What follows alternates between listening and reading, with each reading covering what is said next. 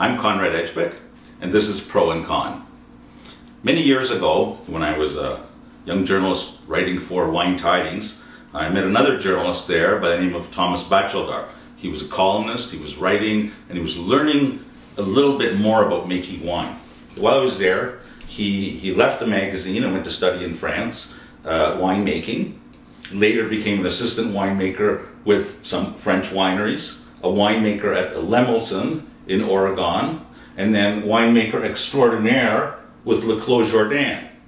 Well, today I'm thrilled to announce, I'm sure it's not the first one to announce this, but Thomas is on his own now. Thomas Bachelder Wines, and the first 3 Chardonnays will be released on Saturday, tomorrow, at the LCBO, and I think that there are also some in Quebec. Quebec and London, England. So, that's about it. So the thing is that last year you had a wonderful year with Clos Jourdain, the successes of Clos Jourdain, and then of course the surprise at the Judgment of Montreal.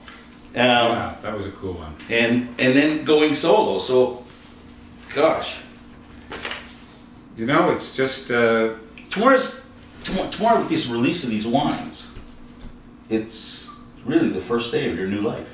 It is. Are you excited? Yeah, it's the first day that started 3 years ago in the planning, and no, tomorrow's anticlimactic. You know, it's we know the wines are there in the stores. We peaked at the stores. Some stores have put them out. They're coming out 2 weeks later in Quebec, but now it's all up to the consumer. The consumer, as I say to my girls, they vote with their dollars. Okay, so there are 3 wines. There are 3 Chardonnays. Tell me about them. One's from Burgundy, one's from Niagara, one's from Oregon. Can you explain the project? The project is, unlike somebody who won the lotto or who was very fortunate and decided, I wanted to make wine in these 3 areas, I had lived in these 3 areas without wanting to. I went to wine school in Burgundy. It was French like Quebec, and I was going to spend the rest of my life there. Met Louisa Ponzi at wine school, and she said, come back and work for my family. So I went out and did a very, very long harvest that included bottling. My wife Mary came out to join me. At Ponzi? At Ponzi after wine school. Thought about it. Took a job in Meursault instead. Then got a job at Lemelson, founding winemaker. After that, the Clos Jourdain. The point is, at a certain point in life, you start to realize, hey, I don't have a whole lot of control here. I'm trying to push my life in this direction, but something else is happening. So, if I'm meant to understand Niagara, Oregon, and Burgundy, why not do 3 Chardonnays in the same sort of French terroir style, 1 from each area? And why 3 and why not 4? What happened to Otago? I never lived there. You never got to New Zealand. And you know, would you consider that? Yeah, I don't think I would. I have so many friends from there, but here's why. I have a very simple reason. When you live away, so I'm Quebecer, so living in Niagara is not really living away. We have all the good things of Canada and an 8-hour car ride, not an 8-hour plane ride. But I think when you live away like in France, your vacation dollars are spent going home to take the kids to the grandparents, your parents. So if every trip from Central Otago has to be to Quebec, I'm never going to see Niagara. I'm never going to see Burgundy. Once a year, maybe. Yeah. It's at Christmas you'll see You'll see your parents, but you won't see any of the other places. You won't be able to go to England. You won't be able to go to Maine. You won't be able to go to Florida. Whatever you like, you're going to have to spend those bucks coming up from the Southern Hemisphere home. So I am dying to go down there, but Have you ever been to New Zealand? No, I've been as far south as Argentina. Okay, that's great. That's great. That's great. New Zealand. The difficulty with New Zealand is once you get there, you don't want to leave. Not difficult. It's so gorgeous. Now the wines that you have here, the 3 wines, represent an international collection. Okay, we've got Burgundy, we've got Oregon, and Niagara. Each one with the same vintage, with exactly the same winemaking, and in order to show the terroir. O-R-Y-G-U-N. Oregon. Oregon. Never say Oregon. The minute you say Oregon. I thought it was just Oregon. Oregon. If you say Oregon or G-I-N, Oregon, then they know you're from there. Oregon, okay. Oregon. So they're regional wines, right? They're not single vineyards. They're put together from a few vineyards.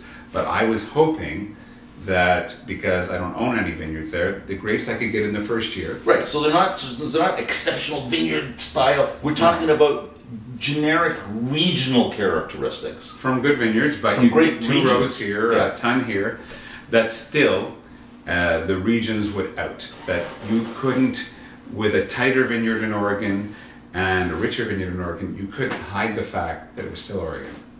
And even the fattest vineyard in Burgundy was still going to give you that austere. The austerity, right? Yeah, French and they style. are, the 3 wines are they're all exactly the same and uniquely different. Wow, that's so well put. Right? I mean, because they're all Chardonnays. Yeah. They're all done in an austere style, Yeah. or you know, you haven't overwooded them. You haven't, you know. They're all barrel fermented, but you can Yep. hardly tell. You can hardly tell, and yet they all have a unique signature, a unique personality that I think is just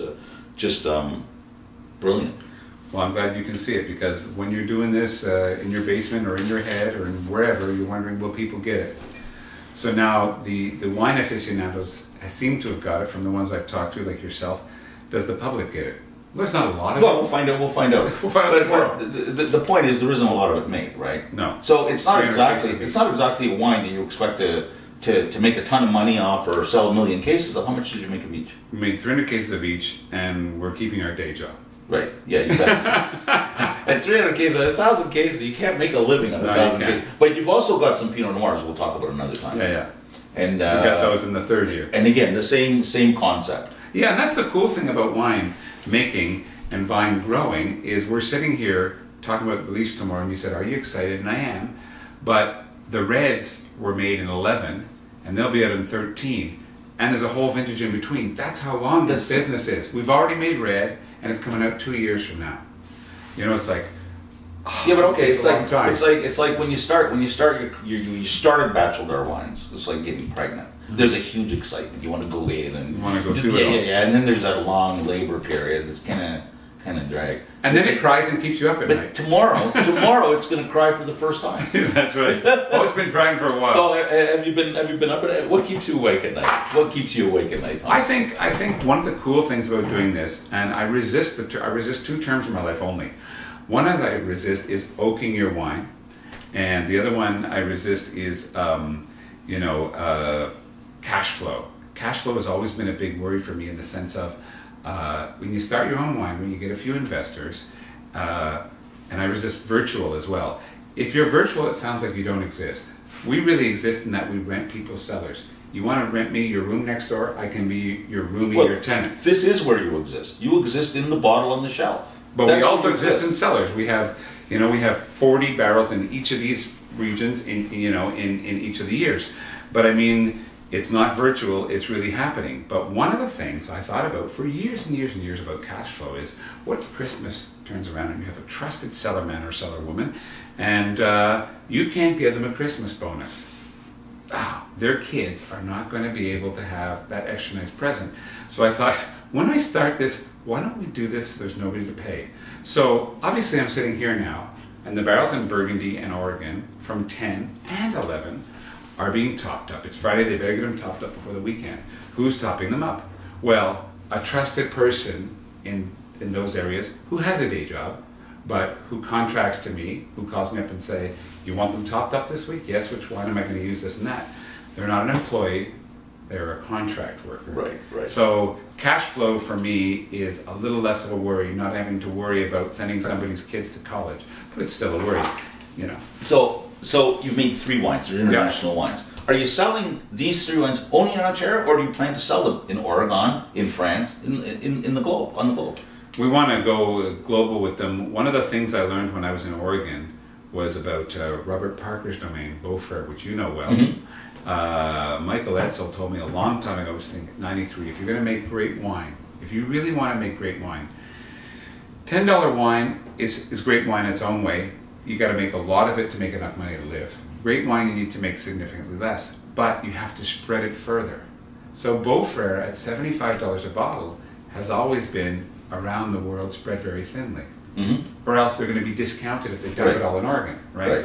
So, But doesn't that make the actual sale a lot more expensive? You can't just It does. dump it all in the LCBO and let them go for it. I think LCBO is still probably the biggest wine buyer in the world, It trades off with Quebec. I don't know. I would argue that when you consider that Tesco controls 1/3 of the English market and there's 60 million people there. Yeah, that's true. Okay. So we're in England, but not with Tesco. Right. And we got a half a pallet of each wine going to England and for the London Wine Fair in this May.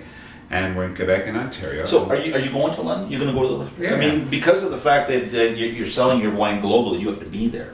Yeah, you have to and be we're there. going to go there. So where are you going next? Where are you going tomorrow, the day after? I'm going to Quebec on Sunday and then Ottawa for 10 days to make sure people understand these. And we come back, get the Niagara wine ship shape, getting ready for bottling, and then go out to Burgundy and Oregon to get the 10s ready for bottle. Okay, and when you're going to London, you said? But in London in May, the what? London Wine Fair, London the 18th, May the 18th in London to go to the wine fair, show those wines.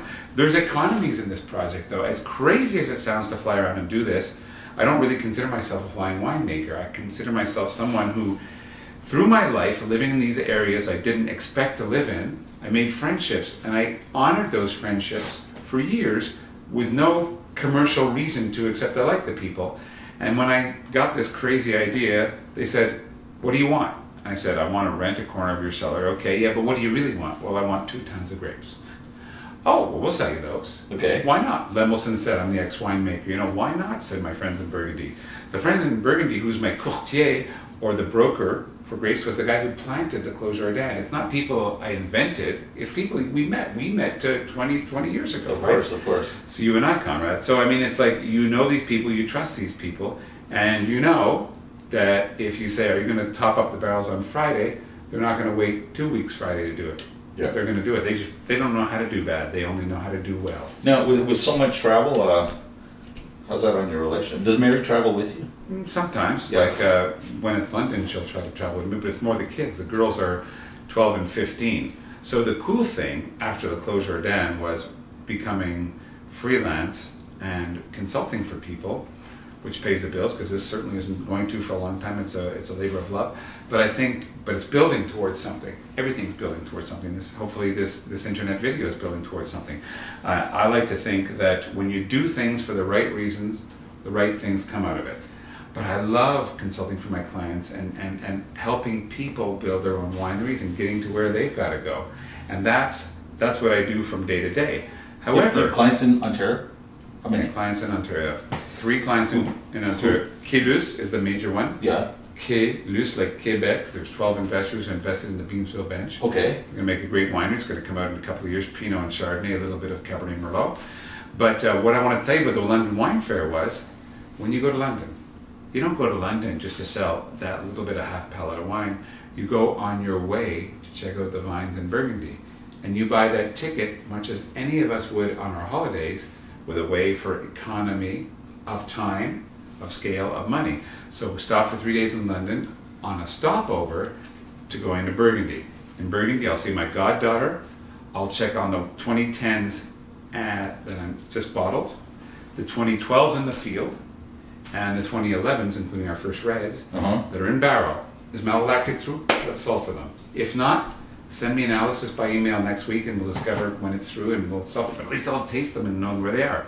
So I think part of what comes with our gray hair, and I think, gray hair, but not Alzheimer's, is you're a quicker study. You're an extremely quick study, but you probably always have been.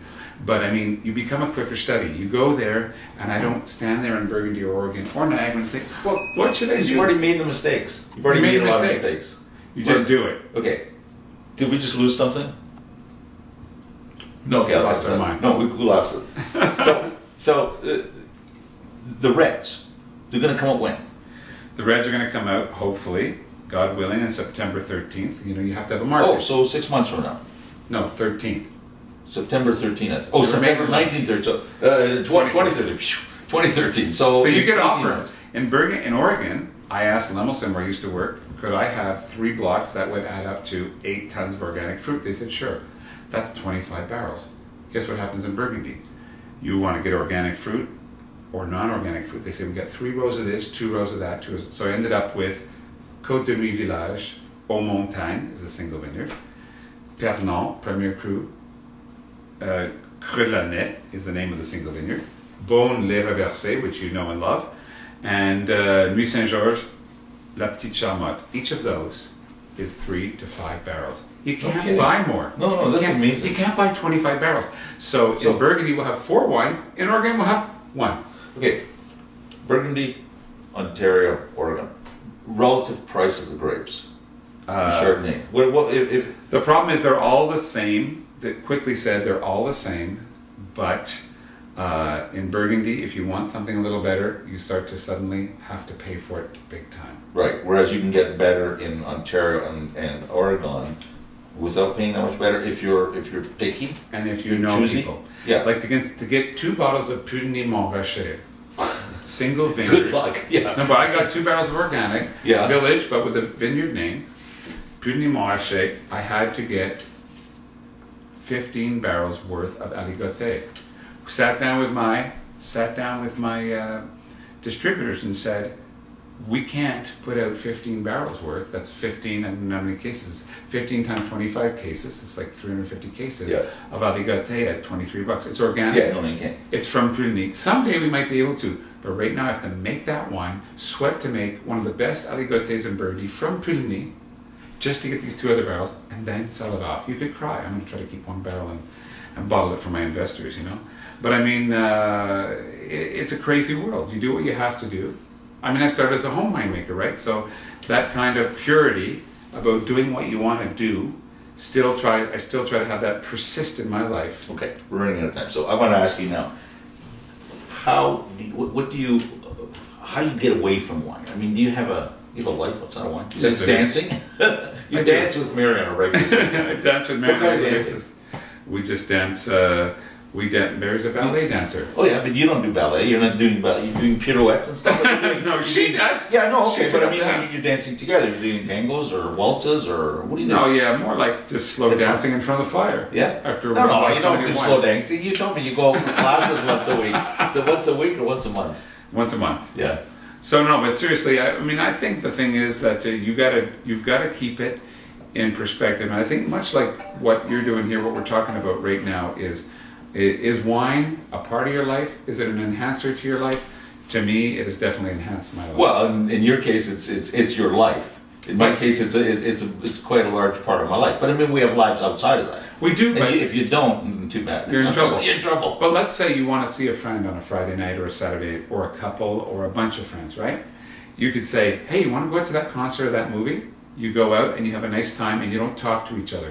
If they come to your house and they sit right here while you're cooking, don't they have a slightly better time? You actually talk about subjects that touch your lives, whether it's we're about to have kids or we're about to go into the old folks' home. That whole continuum you share with your friends. If we were in the always- movies, yeah, we wouldn't have this kitchen conversation. We wouldn't talk at all. that's true. If we were in the movies, we wouldn't talk at all. And nor would you if you were watching a great band. The thing about going out to great bands is it takes 2.5 hours of your Friday night, and that's exactly what you want when you're 23 or even 27 or even 33. But when you come home after a hard work, no matter what you do, whether you're on Bay Street or Wall Street or a doctor or whatever you're doing, if you're pushing a broom, you want to see your friends on the weekend and have an honest exchange with them. And when it's over a glass of wine, it's going to lead to somewhere interesting. Well, after tomorrow, you can have that with a glass of Thomas Bachelder Chardonnay, because that's when they're being released. But one sec. What is that thing up there? That's the Sky Cam. This guy can. Thanks for coming by, Thomas. Thanks for having me. Thomas, we're going to be back again with a new guest soon. In the meantime, keep drinking the good stuff. This is one of them. Sign over Thank you. for me. Thanks. Will do. Let's go. With a pen. Here we go.